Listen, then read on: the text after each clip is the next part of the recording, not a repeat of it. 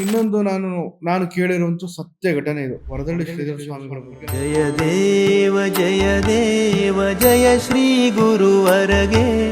ಅವರು ಜನ್ಮ ತಾಳಿದ್ದು ಮಹಾರಾಷ್ಟ್ರದಲ್ಲಿ. ಇದೇ ಅವರಿದ್ದಂತ ಊರಲ್ಲಿ ಶ್ರೀಧರ ಸ್ವಾಮಿಗಳಿಗೆ ಅವರ ಸದ್ಗುರುಗಳು ಅಂದ್ರೆ ಸಾಕ್ಷಾತ್ ಒಂದು ಆಶೀರ್ವಾದ ಇರುತ್ತೆ. ಗುರುಗಳ ಆಶೀರ್ವಾದ ಅವ್ರಿಗೆ ಇದ್ದಾಗ ಏನಾಗುತ್ತೆ, ಅದೇ ಊರಲ್ಲಿ ಮಾಂತ್ರಿಕ ಇರ್ತಾನೆ.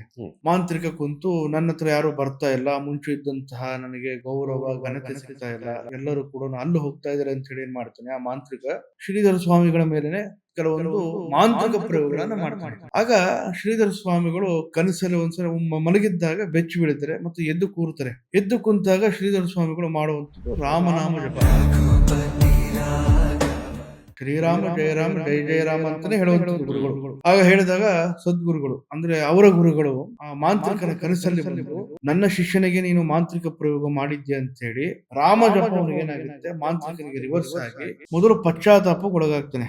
ಪಶ್ಚಾತ್ತಾಪ ಅಂದ್ರೆ ನಾನು ಮಾಡಿದ್ದು ತಪ್ಪು ಮಾಡಿದೆ, ಇಂತಹ ಗುರುಗಳಿಗೆ, ಇಂತಹ ದೈವ ಸಂಭೂತ ಇರುವಂತವರಿಗೆ ನಾನು ಈ ತರ ಮಾಡಬಾರ್ದಾಗಿತ್ತು ಅನ್ನುವಂತಹ ತಿಳುವಳಿಕೆ ಅವನಿಗೆ ಗೊತ್ತಾಗುತ್ತೆ. ಪ್ರಾಯಶ್ಚಿತವಾಗಿ ಅವನು ಮೂರನೇ ಬಿಡುವಂತ ಪ್ರಸಂಗ ಬರುತ್ತೆ. ಒಬ್ಬ ಒಳ್ಳೆ ವ್ಯಕ್ತಿಯಾಗಿ ಮಾಡುವಂತಹ ಪ್ರಸಂಗ ಇವತ್ತು ಕೂಡ ಕೇಳಿರುವಂತ ಸತ್ಯ ಘಟನೆ ಶ್ರೀಧರ ಸ್ವಾಮಿಗಳ ಬಗ್ಗೆ ಇದೆ.